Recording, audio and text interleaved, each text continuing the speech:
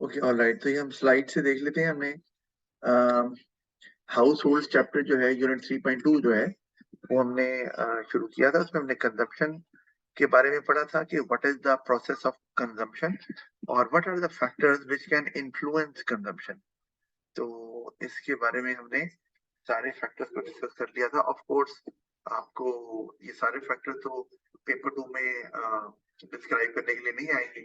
आपको मैक्सिमम कोई दो ही डिस्क्राइब करने होंगे, लेकिन एमसीक्यूज में तो वो कोई भी पूछ सकते हैं। तो आपको पता हो कि अच्छा इसका लिंक कंजम्पशन के साथ। हम आगे चलते हैं अब। तो स्पेंडिंग, सेविंग एंड बोरिंग पे। अब कंजम्पशन की बात हमने कर ली। तो कंजम्पशन एक्चुअली स्पेंडिंग ही होती है ना। आप स्पेंड कर रहे हैं तो अमाउंट क्यों कर रहे हैं? क्योंकि आपने कंज्यूम करना है। जरूरी नहीं है कि स्पेंडिंग के बाद कंज्यूम किया जाए, लेकिन जनरली हम ऐसे लेते हैं कि अगर कंज्यूमर बायर है, consumer is the one who is actually buying the product, तो वो फिर उसको of course later on consume भी करेगा। अच्छा, तो हम आगे इसलिए चले जाते हैं सेविंग के ऊपर कंजम्पशन के बाद। तो क्योंकि कंजम्पशन का ताल्लुक स्पेंडिंग के साथ होता है। If you want to consume something you have to first buy it, and when you buy it is called spending. तो अब सेविंग पे चले तो हम ना, अगर कोई कहे कि सेविंग को डिफाइन करें।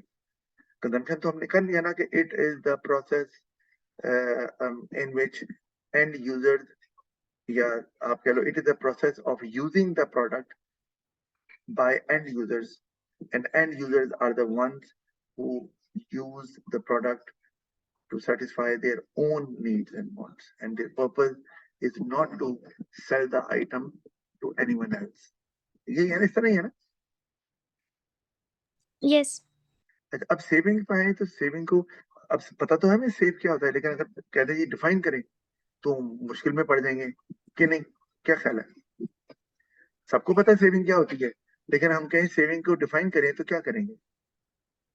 Sir, excess money that is not spent. Very good, बिल्कुल आपने सही बात की है। ये आप लोग कह सकते हैं, बिल्कुल आपने बात सही की है। होता ही है कि whenever you earn some money, तो some portion is spent and some portion is saved। तो portion of the income which is not consumed, simple as that। या जो आपने बताया कि excess money which is not consumed वो save कर लिया जाता है। अच्छा, ओके, एक मिनट, ये मुझे ना एक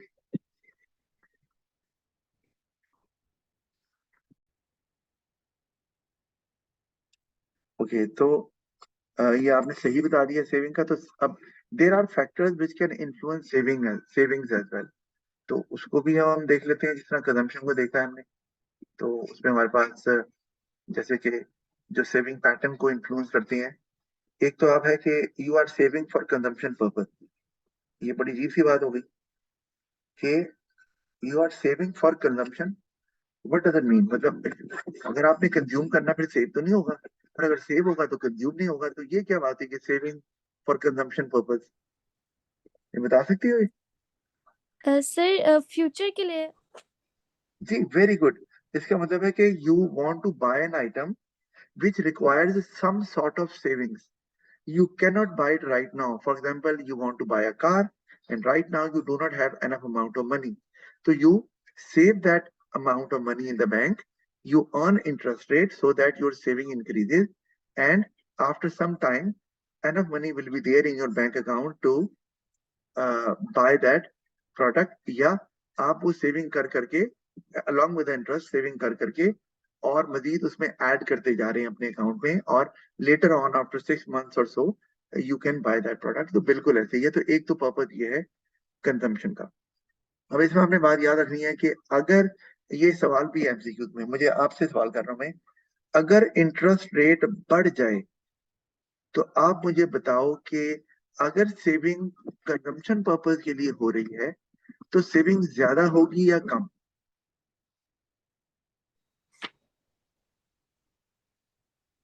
ज्यादा। ज्यादा। All right. अच्छा, ये ना मैं इसको थोड़ा सा आपको एक्सप्लेन कर देता हूँ, क्योंकि मेरा जो है ना, मैं पास्ट पेपर्स भी चूंकि मुझे नजर रखनी होती है, तो ताकि बच्चों को उसी तरीके से समझ आए। मैंने आपसे सवाल किया है कि लेट से आप जो है ना वो $10,000 सेव करना चाह रहे हैं टू बाय लेट से सम सॉर्ट ऑफ ज्वेलरी। अभी राइट नाउ यू हैव ₹5,000। तो आप क्या करती हो, आप उसको बैंक में सेव कर देती हो, लेट से सेविंग अकाउंट में। आपने बैंक में सेव कर दिया, सेविंग्स अकाउंट में। ऑफ कोर्स अब आपके पास with the passage of time, एक तो आपकी जो अमाउंट है जो बैंक में सेव है, ठीक है, प्लस आपको उस पे इंटरेस्ट जो है वो भी मिल रहा है, ठीक है, और जमा होता जा रहा है आपके पास। और लेट्स से कि आप और भी उसमें डिपॉजिट करते जा रहे हैं। आपने 5,000 था, आपने $1,000 और डाल दिया, फिर आपके पास थोड़े से पैसे आए, आपने $500 और डाल दिया। इस तरह आप चल रहे हैं, काम चल रहा है। और ऑफ कोर्स फिर आपको आपकी जो सेविंग्स है वो बढ़ती जा रही है। अब आपने याद रखना है, when you save for consumption purpose you require a certain amount. As soon as that amount is reached, you withdraw the money from the account. क्योंकि आपका पर्पज सेव करना नहीं है, आपका पर्पज है, यानी कि just for the sake of savings नहीं है, आपका पर्पज है to save it so that you can have a certain amount after a certain time period to buy that item, जो हमने यहाँ पर बात की है ज्वेलरी। तो अगर इंटरेस्ट रेट ज्यादा हो जाएगा तो आपको नहीं लगता कि आपकी वो जो अमाउंट है जो आपने $10,000 करना है वो जल्दी आ जाएगा? जैसे मैं कहता हूँ कि आपने यहाँ पर आपको इंटरेस्ट मिल रहा है, फर्ज किया, एग्जाम्पल ले रहे हैं कि आप 5,000 पहले भी है और आपने 1,000 और डाल दिया, 500 और डाल दिया, तो लेट से आपके पास आपको मिल रहा है जी 1,000 इंटरेस्ट रेट फॉर एग्जाम्पल। तो अब मुझे ये बताओ कि अगर एक साल आपको 1,000 ऐड हो गया, ठीक है, तो दूसरे साल क्या हुआ, इंटरेस्ट रेट बढ़ गया तो आपको $2,000 और ऐड हो गया। तो आपको नहीं लगता कि आपको अब उतना टाइम नहीं लगेगा? लेट्स से अगर आपको $10,000 जो है ना वो सेव करने थे और आपको लगता था कि हर महीने अगर $1,000 का इजाफा होगा, लेट्स से कि अगर मैं आपकी अपनी सेविंग कोई नहीं है, आप और मजीद सेव नहीं कर पा रहे, फॉर एग्जाम्पल हम ऐसे ले लेते हैं, लेट्स मेक इट सिंपलर। हम सिर्फ यही बात करते हैं कि आपको, आपने सेविंग की हुई है और आपको ये $5,000 आपने यहाँ पर सेव कर दिया और उस पे आपको इंटरेस्ट मिला, तो ऑफ कोर्स ये 6,000 की अमाउंट बन गई। आपने कहा कि हर हर महीने 1,000 आएगा, तो 5 महीने में मुझे, मेरे पास 5,000 और आ जाएंगे और $10,000 पूरा हो जाएगा, तो आपके पास 5 मंथ का टाइम। तो अब जब आपको 2,000 मिल गया, तो आपको नहीं लग रहा कि आपको ये 5 महीने से पहले आप कर लोगे, क्योंकि अब अगले महीने आपके पास $6,000 हो गया है, लेट से। अब वो 2,000 मिलके तो 8,000, आपके पास तो 2 महीने में ही 8,000 हो गया। तो अब तो आपको शायद और सिर्फ 2 महीने लगे और पूरा हो जाए, या अगर और इंटरेस्ट बढ़ गया है तो शायद एक ही महीने में कवर हो जाए। लेट से आपको उससे तीसरे मंथ में, लेट से हम कहते हैं आपको 3,000 मिल गया, लेकिन 3,000 चलो नहीं मिला, ये ज्यादा हो जाएगा, हम 2,000 ही कर लेते हैं। 2,000 मिल गया फिर, तो आपके पास 8,000 पहले ही जमा हो गया था, तो 8,000 में 2,000 डाला तो आपके पास तो $10,000 पूरे हो गए, ठीक है। तो इसका मतलब है कि अगर इंटरेस्ट रेट बढ़ रहा है, अच्छा, ये आपने आपने 3 साल में कवर कर लिया, ठीक है, सेविंग्स। तो इसका मतलब है फिर आप और सेविंग्स क्यों करोगी? आपको पता है 3 साल में मेरी अमाउंट पूरी हो गई है और मुझे जरूरत नहीं है, तो आप तो सेविंग नहीं करोगी। या अगर आपने 5 साल हो गई, 5 सालों का प्लान किया, मैंने 5 साल बाद ही खरीदना है, तो फिर भी 5 सालों से पहले ही आपकी तो सेविंग्स जो है वो 10,000 की लिमिट को टच कर गई है, तो आप तब भी और पैसे बैंक में क्यों डालोगे? क्या ख्याल है? सर लेकिन अगर इंटरेस्ट रेट बढ़ रहा है तो मैं 5,000 की जगह हो सकता है 7,000 डालूँ, क्योंकि उसमें इंटरेस्ट तो ज़्यादा मिल रहा है, तो सेविंग तो इंक्रीज़ होगी ना? हाँ, अब ये आप देखो बात, ये आपकी बात सही है, लेकिन मैं आपको वही बताना चाह रहा हूँ कि अगर नॉर्मली इंटरेस्ट रेट बढ़ने से सेविंग बढ़ती है, क्योंकि आपका पर्पस होता है कि you want to earn return on savings या जो इनकम सेविंग्स में मिलती है। लेकिन जब आपका पर्पज है कि आपने 5 साल बाद कोई चीज खरीदनी है, आपका पर्पज यही है, इमेजिन करें, और 5 साल बाद आपको $10,000 चाहिए हैं जैसे भी है, तो अब अगर इंटरेस्ट रेट बढ़ जाएगा तो आपको नहीं लगता कि 5 साल तो आपके चले गुजर ही जाएंगे, लेकिन $10,000 जल्दी पूरा हो जाएगा? तो अगर जल्दी पूरा हो जाएगा तो आप सेविंग बढ़ाओगे क्यों? आप तो कम कर दोगे, आप बाकी कंज्यूम करना शुरू कर दोगे, क्योंकि आपका पर्पज सेविंग्स नहीं है, आपका पर्पज है वो अमाउंट जमा करना जो कि आप 5 सालों बाद स्पेंड कर सकें। तो अगर वो अमाउंट जो है वो कम सेविंग करने से भी जमा हो रही है 5 सालों बाद, तो फिर आप ज्यादा क्यों सेव करोगे despite increase in interest rate? बात समझ आ रही है? यस। नहीं आ रही तो बता दो, कोई बात नहीं। नहीं सर, समझ आ गई है। हाँ तो हाँ, ये तब जो है ना वो ट्रू होगा अगर आपका पर्पज यही है कि आपने एक सेविंग्स अकाउंट खोला हुआ है ताकि इंटरेस्ट बढ़े और आपको अच्छा इंटरेस्ट रेट मिले, अच्छा रिटर्न आए, तो फिर तो जब इंटरेस्ट रेट बढ़ेगा आप सेविंग बढ़ाते जाएंगे कि यार और अच्छा रिटर्न मिल रहा है। लेकिन जब आपका पर्पज ही यही है, मुझे भाई $10,000 चाहिए बस, तो जब इंटरेस्ट बढ़ेगा तो $10,000 तो जल्दी आपके बनना शुरू हो जाएंगे या बन जाएंगे, तो फिर आप सेविंग ज्यादा करोगे ही नहीं, क्योंकि आपको 10,000, आपका पर्पज देखो, असल मकसद ये है ना, पर्पज ही $10,000 जमा करना था, वो जमा हो गए बस, अब आपने और जमा नहीं करना, अब आप कहेंगे मैं उसको कुछ और करूंगा, कोई और पर्पज मैंने कारोबार में लगाने हैं या कुछ भी करना है, जो भी। तो ये थोड़ा सा ट्रिकी एमसीक्यू आ जाता है और बच्चे इसको गलत कर देते हैं, इसलिए आपने भी क्वेश्चन पूछा तो मैंने कहा मैं आपको यहीं पर बता दूं, अगर कोई जहन में अभी भी एम्बिग्विटी है तो बता दो। नो। नो, अच्छा। वैसे तो आपका हो तो आप पूछ ही लेती हो, ये पता है। तो एक तो ये हो गया फॉर कंजम्पशन, तो इसका मतलब है, तो सेविंग पैटर्न की हम बात कर रहे हैं, तो हमें चलो, ये मैंने एक सवाल ध्यान में आया था तो मैंने यहाँ पर इसको एड्रेस कर दिया। तो कंजम्पशन पर्पज के लिए आपने सेविंग करनी है, और आप लेट्स से डिपेंड करता है कि कितनी अमाउंट, अगर ज्यादा बड़ी अमाउंट चाहिए तो सेविंग ज्यादा हो जाएगी, अमाउंट कम चाहिए तो सेविंग कम हो जाएगी। और अगर इंटरेस्ट रेट बीच में आ रहा है तो इंटरेस्ट रेट के ज्यादा होने से, अगर आपने कंजम्पशन पर्पज के लिए सेविंग कर रहे हैं तो इंटरेस्ट ज्यादा होने से सेविंग्स कम हो जाएंगी, और और इंटरेस्ट कम होने से सेविंग्स ज्यादा हो जाएंगी, उल्टा उसका, क्योंकि जब इंटरेस्ट कम हो जाएगा तो वो आपके पैसे वो 5 साल में जमा नहीं होंगे, आपको 5 साल बाद चाहिए, तो अब आप सेविंग ज्यादा करना शुरू कर देंगे कि चलो यार इंटरेस्ट रेट कम मिला है तो सेविंग भी तो हम ज्यादा कर लें, 10,000 तो कम से कम 5 साल बाद बन जाए, तो ये रिवर्स हो जाएगा रिलेशनशिप, ठीक है ना? यस। अच्छा, अब दूसरे पॉइंट पे आ जाए, अगर तो इंटरेस्ट रेट की अगर हम बात करें, तो इंटरेस्ट रेट तो ये हमें क्लियरली समझ आता है कि आप का पर्पज है इंटरेस्ट अर्न करना, तो ऑफ कोर्स यहाँ वही आप वाली बात कि आप इंटरेस्ट रेट बढ़ेगा तो सेविंग भी बढ़ जाएंगी, और इंटरेस्ट रेट कम होगा तो सेविंग भी कम हो जाएंगी, बिल्कुल सही है ये बात। इसी तरह कंज्यूमर कॉन्फिडेंस की हमने पहले भी बात की थी। कंज्यूमर कॉन्फिडेंस क्या कि कंज्यूमर को ये लग रहा है कि क्या उसको जॉब सिक्योरिटी है, कोई अनसर्टेनिटी तो नहीं है रिगार्डिंग द एम्प्लॉयमेंट की, जॉब पक्की है, आगे कोई फियर तो नहीं है of the loss of the job. अगर तो फियर है तो आप सेविंग को क्या करोगे, ज्यादा के कम? ज्यादा।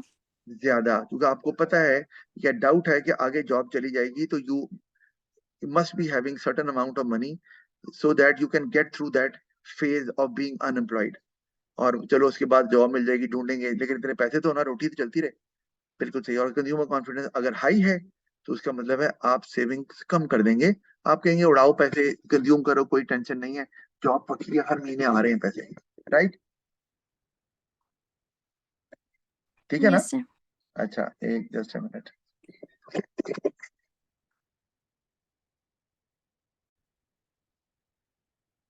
अच्छा जी, तो इंटरेस्ट रेट, कंज्यूमर कॉन्फिडेंस की बात भी हो गई, फिर अवेलेबिलिटी ऑफ सेविंग स्कीम्स, ये क्या कि आपको बैंक्स जो है वो डिफरेंट ऑफर्स देते हैं कि आप सेव करेंगे तो हम आपको ये एडवांटेज देंगे। तो अब अगर आपको, और दूसरा ये कि बैंक्स जो है ना, एक ये भी इम्पोर्टेंट चीज है कि क्या बैंक्स की फैसिलिटी अवेलेबल है नियर बाय, तो ये एक और दोनों पॉइंट हम कंसिडर कर सकते हैं। एक, बैंक्स मौजूद हैं और they are offering attractive saving schemes, तो उसमें जैसे कि एग्जांपल है कि आपको विथड्रॉ करने की फैसिलिटी की लिमिट भी बढ़ा दी, और आपको आपके प्रॉफिट पे भी आपका प्रॉफिट भी कॉम्प्रोमाइज नहीं हो रहा, इस तरह की अगर कोई अट्रैक्टिव स्कीम दे रहे हैं तो आप सेविंग बढ़ाना चाहेंगे ऑफ कोर्स। और दूसरा ये कि बैंक्स की फैसिलिटी अवेलेबल है। जैसे अगर गांव में, आजकल तो वैसे हर जगह होती है, लेकिन अगर नहीं है बैंक की फैसिलिटी तो ऑफ कोर्स आप फिर सेव नहीं कर सकते। और अगर बैंक की फैसिलिटी है तो फिर आप उसमें भी सेविंग फिर बढ़ जाएगी उस केस में। अच्छा, फिर एज की बात कर लेते हैं। तो एज यू ग्रो ओल्डर तो क्या होता है, आप क्या करते हैं, सेविंग्स ज्यादा करते हैं। क्यों? Because you plan for your retirement, you have a family, और उसमें आपने जैसे कि आपके सन्स हैं, डॉटर्स हैं, तो आपने उनके फ्यूचर के बारे में भी सोचना है। और आपको ये पता है कि अब सेविंग्स क्यों करनी है, क्योंकि ऑफ कोर्स आपको लेटर ऑन स्पेंड करना है on the education of your children for example, and you have to see your life after retirement, because there will be no earnings and you have to save for that period of life as well. तो as बढ़ने के साथ साथ saving बढ़ती है। जब आप young होते हैं, आप क्या कहते हैं, अ, आपका आपने करियर अभी स्टार्ट किया है, तो ऑफ कोर्स आप जो है ना वो, आपको पता है कि लॉन्ग करियर अहेड और लॉन्ग वे टू गो है, तो सारी जिंदगी यार कमानी है, तो यू कंज्यूम अ लॉट। तो आप ज्यादा इनकम को सेव नहीं करते बल्कि उड़ाते हैं। ऐसे ही होता है, जब नई नई जॉब लगती है तो आप खर्च करते हैं, मोबाइल ले लिया, ब्रांड, कोई ब्रांडेड कपड़े ले लिए, कोई महंगी वॉच ले ली, इस तरह ही होता है। या खवातीन है तो वो और कोई ब्रांडेड कपड़ों पे, ज्वेलरी पे वगैरह पे खर्च करती है। तो लेकिन लेटर एज में सेविंग ज्यादा और यंगर एज में कम होती है। अच्छा, इसकी एक और भी वजह है, क्योंकि ये सवाल मैंने पेपर 2 में भी देखा हुआ है, और वो ये कि जब आपकी एज ज्यादा हो जाती है तो it means now you have a lot of experience in that particular field, or with the passage of time, of course, your salary has increased and it has reached a certain level कि after meeting your expenses, you still can save a certain amount of money. तो एक certain as में आके आपकी चूंकि earning ज्यादा होती है तो आप सेव ज्यादा कर पाते हैं। और जो यंग लोग हैं, क्योंकि उनका करियर का स्टार्ट होता है, तो सैलरी इतनी नहीं होती जिससे वो सेविंग्स नहीं कर पाते। तो ये दो रीजन आप इस्तेमाल कर सकते हैं एज के पॉइंट में। आपकी मर्जी है कि आप कौन से वाला करें। एक तो आपकी वही के फैमिली और रिटायरमेंट वाली, या जो यंगर पीपल होते हैं वो it's they are not that serious about their life और प्लानिंग अ फैमिली, तो वो फिर अपने ऊपर ही लगा देते हैं। या फिर ये एज वाला जिसमें इनकम लो होती है तो सेविंग कम होगी, इनकम ज्यादा होगी तो सेविंग्स ज्यादा हो जाएगी, और वो एज के साथ ऑफ कोर्स वेरी करती है। और नीचे जो है ना वो इनकम की बात अलग से आई हुई है। इनकम ज्यादा होगी तो सेविंग ज्यादा हो जाएगी आपकी, क्योंकि आप आफ्टर मीटिंग और बेसिक नेसेसिटीज एंड अदर क्या कहते हैं amenities of life, still you have some part of income left, तो आप उसको सेव कर लेते हैं। और अगर इनकम कम है तो वो आप कर ही नहीं पाते, क्योंकि अब मेजोरिटी ऑफ योर इनकम और all of your income is spent on basic necessities, तो सेविंग्स या तो होती ही नहीं है या बहुत थोड़ी होती है। अच्छा, फिर हम आगे चलते हैं। सेविंग्स की हमने बात कर ली है तो हमारे पास आ जाता है बोरिंग। अच्छा, अब बोरिंग जो है वो ऑफ कोर्स एक प्रॉब्लम भी है। जैसे मैंने पिक्चर में दिखाया भी हुआ है, डेट आ गया, मुल्क भी बोरो करता है, प्रॉब्लम में आ जाता है। तो बोरिंग इज नॉट बैड, लेकिन किस पर्पज के लिए कर रहे हैं और कितनी बोरिंग कर रहे हैं इस पे डिपेंड करता है। तो अब इसको हम देखते हैं, इसके फैक्टर्स कौन कौन से हैं। अब बोरिंग पैटर्न डिपेंड करता है एक तो इंटरेस्ट रेट पे, वही अगर इंटरेस्ट रेट बढ़ेगा तो, और हमने पढ़ा हुआ है कि इंटरेस्ट रेट जो सेविंग्स पे मिलता है और जो बोरिंग पे रेट होता है वो दोनों डिफरेंट होते हैं, लेकिन दोनों की डायरेक्शन एक ही होती है। इंटरेस्ट रेट बढ़ रहा है तो दोनों ही बढ़ेंगे। तो इंटरेस्ट रेट बढ़ने से बोरिंग कम हो जाती है, क्योंकि आपके लिए जो कॉस्ट ऑफ बोरिंग है वो ज्यादा हो गई। Interest rate cost of borrowing ही होती है, तो आप कम बोरो करेंगे, और इंटरेस्ट रेट कम होने से बोरिंग ज्यादा शुरू कर देंगे। ये तो खैर आपको इसमें कोई प्रॉब्लम नहीं है आपके लिए। तो वेल्थ इसी तरह ये भी बात हुई थी, अगर आपके पास वेल्थ है, इनकम नहीं है, ज्यादा वेल्थ है, तो still you will like to borrow more. एक तो ये कि यार चलो बोरो करेंगे, कर्जा ना उतरा तो क्या हुआ, वेल्थ है ना, उसमें से दे देंगे बेच के, तो ये आसान है। दूसरा, अगर आपके पास वेल्थ है, प्रॉपर्टी है ना, तो banks find it easier to lend money to you. तो अगर एक आम बंदा जाएगा जिसके पास कुछ नहीं है तो उसको तो लोन ही नहीं दिया जाएगा ना, मतलब वो बोरिंग करना भी चाहेगा तो नहीं कर पाएगा। लेकिन जिसके पास वेल्थ ज्यादा है, एक तो कॉन्फिडेंस लेवल हाई है कि वापस कर लेंगे जी, वेल्थ है, और दूसरा बैंक्स भी जो है ना वो लोन आसानी से दे देते हैं because they have an assurance के हम वेल्थ में से रिकवर कर लेंगे। इसी तरह कंज्यूमर कॉन्फिडेंस वही आ गया दोबारा, जॉब सिक्योरिटी है तो आप बोरो कर सकते हैं, कोई इशू नहीं है, क्योंकि आपको पता है आपकी हर महीने सैलरी आनी है और उस सैलरी में से आप ये बोरिंग जो है ना वो लौटा दोगे। और अगर कम है तो ऑफ कोर्स आप फिर बोरो भी नहीं करोगे ना, क्योंकि आपको डर है कि यार फिर तो पैसा वापस कैसे करेंगे। तो फिर आप कहते हैं यार जितना खर्चा है उतना ही रखो, क्योंकि जो जिनको जहां जब कंज्यूमर कॉन्फिडेंस हाई होता है ना, तो sometime you borrow more than your, you spend amount more than your income. तो इसीलिए कि आपको पता है कोई नहीं अगले महीने की आएगी, दे देंगे। बाहर ऐसे होता है, मैं बता रहा हूँ यूरोप में, कि आप अपनी महीने की इनकम खर्च कर देते हैं पहले ही, और अगले महीने की भी खर्च कर देते हैं, मतलब वो बोरो करके या क्रेडिट कार्ड के थ्रू। और आप कहते हैं ये अगले महीने आएगी तो हम वो पिछला कर्ज उतार देंगे, यानी कि जिस महीने की सैलरी मिली वो उड़ा दी, और अगले महीने का भी वो क्रेडिट कार्ड से शॉपिंग कर लिया जो भी करना था, और आपने कहा जी अगले महीने सैलरी आएगी तो लोन उतारेंगे। तो इस तरह से आप जो है ना एक महीने वो आगे चल रहे होते हैं। तो लोग करते हैं कि उन्हें पता है जी जॉब है और जॉब नहीं होगी तो गवर्नमेंट है ना सपोर्ट करने के लिए, हमारे यहाँ ऐसे नहीं है।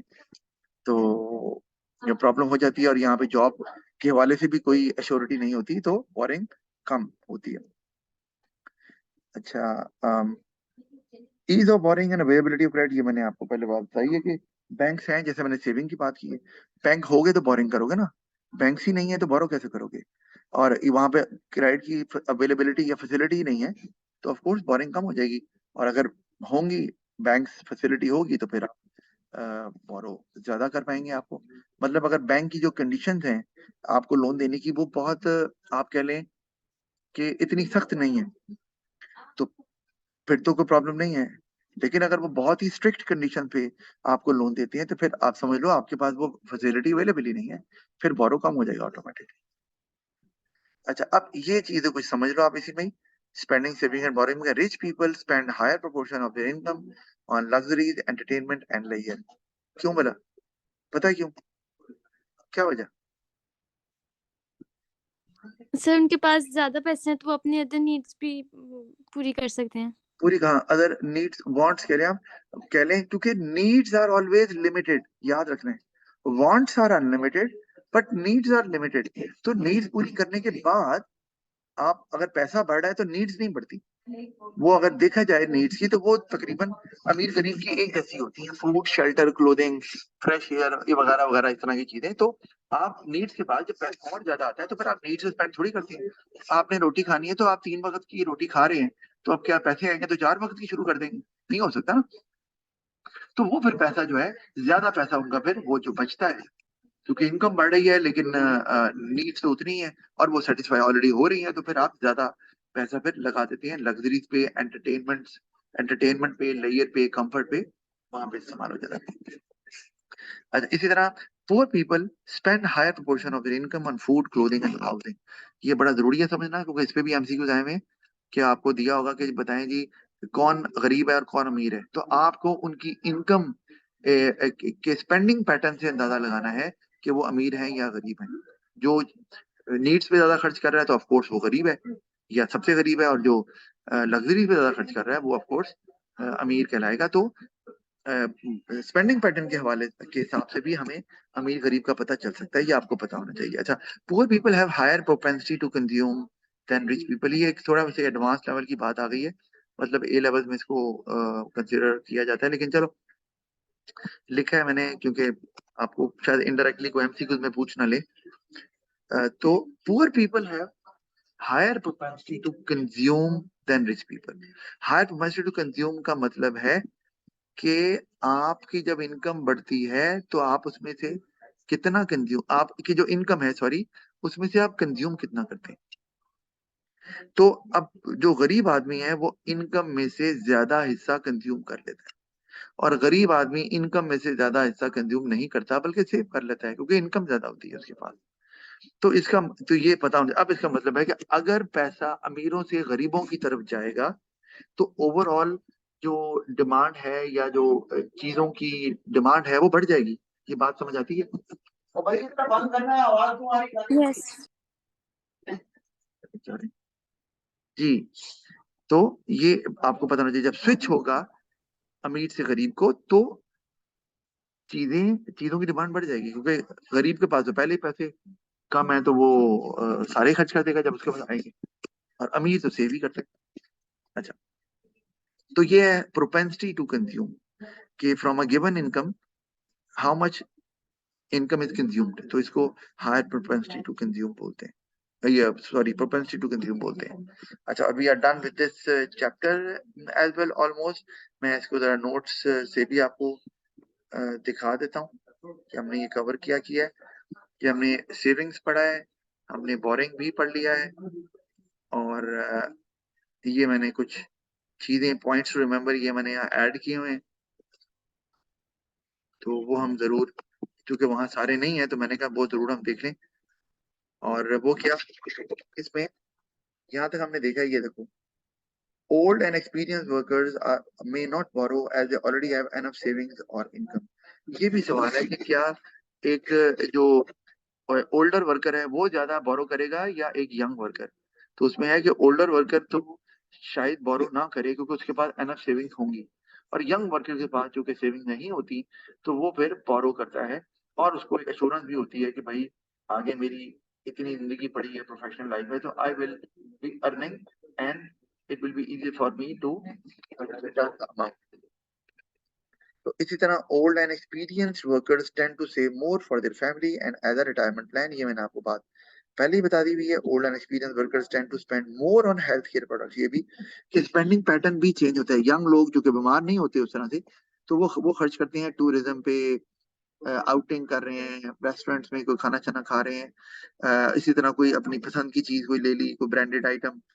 तो जो बूढ़े लोग हैं वो तो अपनी जिंदगी ऑलमोस्ट ज्यादा गुजार चुके हैं, तो they are not fascinated by expensive goods या ब्रांडेड आइटम जो हाई क्वालिटी की होती हैं।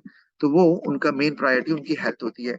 किसी को ब्लड प्रेशर है, किसी को शुगर है, किसी को कोई और प्रॉब्लम है कोलेस्ट्रॉल की, तो वो फिर उस पे स्पेंड ज्यादा करते हैं। दवाइयां वगैरह फिर खानी पड़ जाती हैं उनको, लग जाती हैं बल्कि रोजाना की बुनियाद पर। अच्छा, इसी तरह young workers tend to borrow as they have low incomes and more ambitious in satisfying their wants, so may have more consumption as well, क्योंकि उन्होंने तो दुनिया नहीं देखी।